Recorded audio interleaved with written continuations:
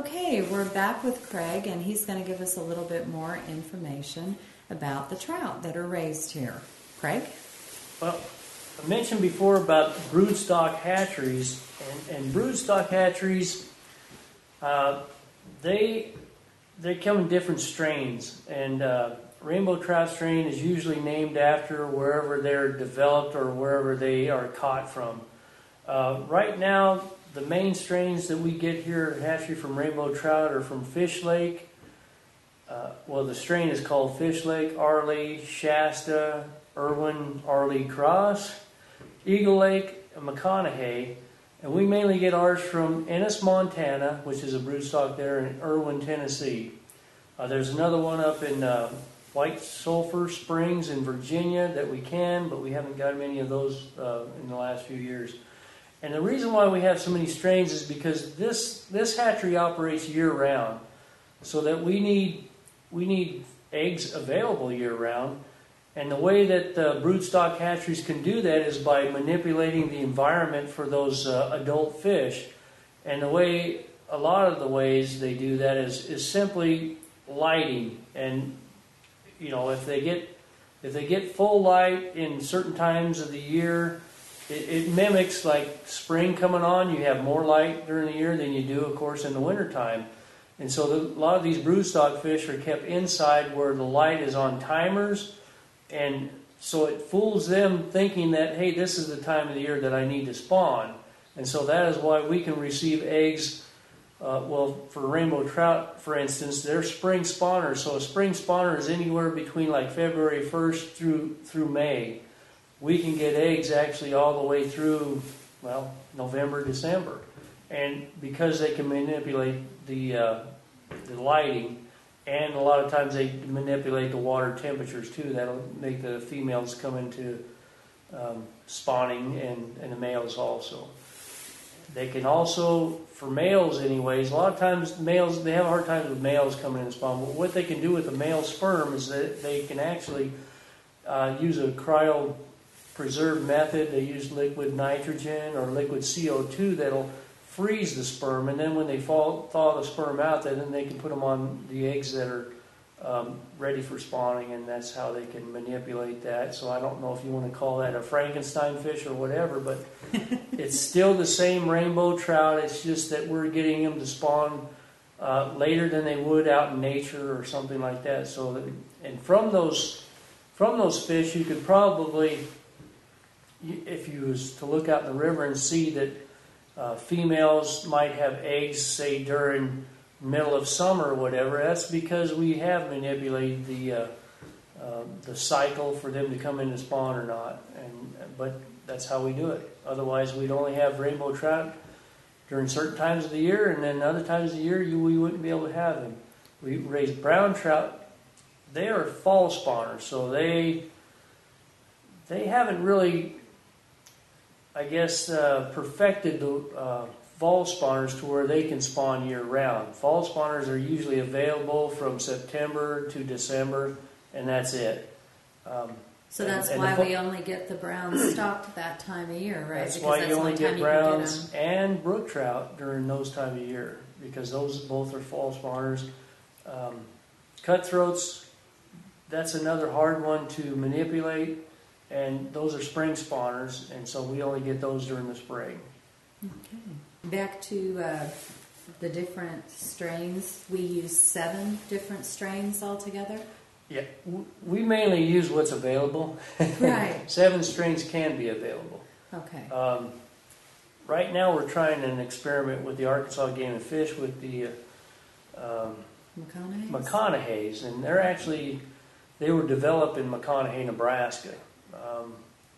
They're thought to be, we're experimenting them to see if they will survive out in the wild, because in the hatchery system they are pretty skittish, and when you walk up to them to feed them, normally if you were to watch these guys out here, they'd come running to the feed truck to come and eat. McConaughey's, they're kind of laid back and leery of what's coming in around them and stuff like that, so they're harder to grow, and a lot of times to get them to the 11 inches, it normally takes any other strand like Arley, Shasta, and Fish Lake strand it takes them 22 months to get 11 inches.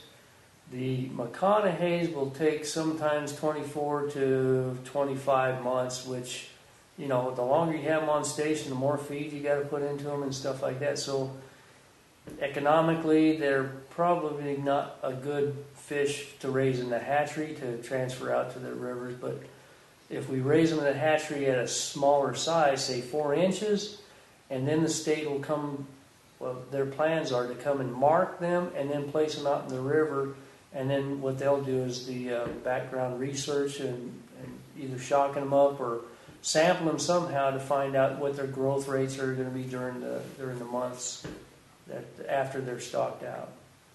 Okay, in the hatcheries, we do run into diseases every now and then, and the main drug we use for that is a FDA, EPA approved drug that's formalin, and in fact that's the only drug that we more or less use here on this station to treat for external parasites, and it's at such a low level that, for instance, we get around 21,000 gallons a minute that go through this hatchery, and so with the small amount that we put in to treat our fish, by the time it gets out to the river, it's diluted to where you probably can't even, they can't even detect it. And so we use formalin, and then when the eggs first come to the station, our standard operating procedures allow for us to use iodine, which, coming from one station to another station, you don't know what that other hatchery, it might have a disease problem there, then you could bring it into your station. So what we do with the eggs, we have a 30-minute iodine treatment, and before they go into our egg jars, it's kind of like a prophylactic before they come to the station. We treat them in the iodine, and then we put them in our egg jars. So if there are any kind of disease or whatever, hopefully that'll take care of some of those. Outside, we clean our raceways. We try to get to, there's 96 of them. We try to clean each one at least once a week. And if we find that one's getting dirty or more just because the fish may be sick in that raceway, just for an example, and when they get sick, they kind of don't eat anymore. You know how you are when you get sick, you don't feel like eating or whatever. Well, the fish are the same way.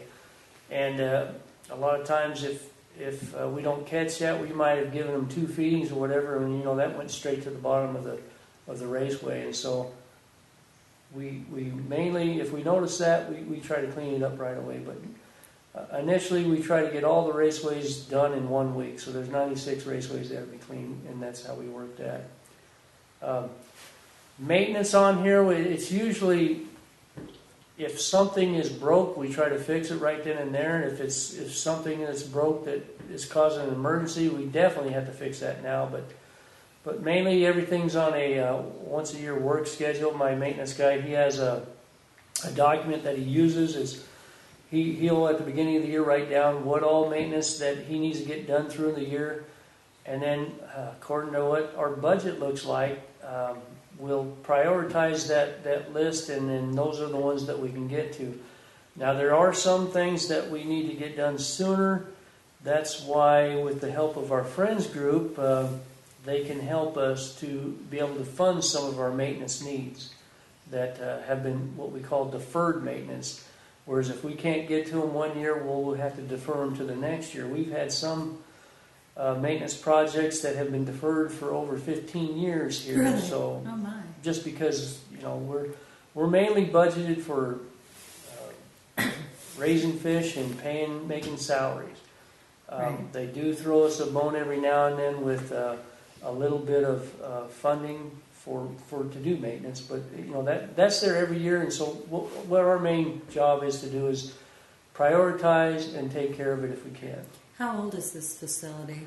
It was built in 1957. Okay, so I imagine the maintenance needs from time to time must be somewhat severe since you haven't had any major retrofits or anything, right? Yes. Mm-hmm. Just putting a little plug in there for you, Craig. Yeah. And still, with everything you've described, all of the periodic maintenance and emergency maintenance, you still somehow manage to accomplish it with 9 people. Is that pretty much right? Pretty much. Like I said, we can get 1.5 million fish delivered out to that river every year. Excellent. Well, thank you very much. I appreciate all your input, and this has been very fun and educational. Thank you again. Thank you.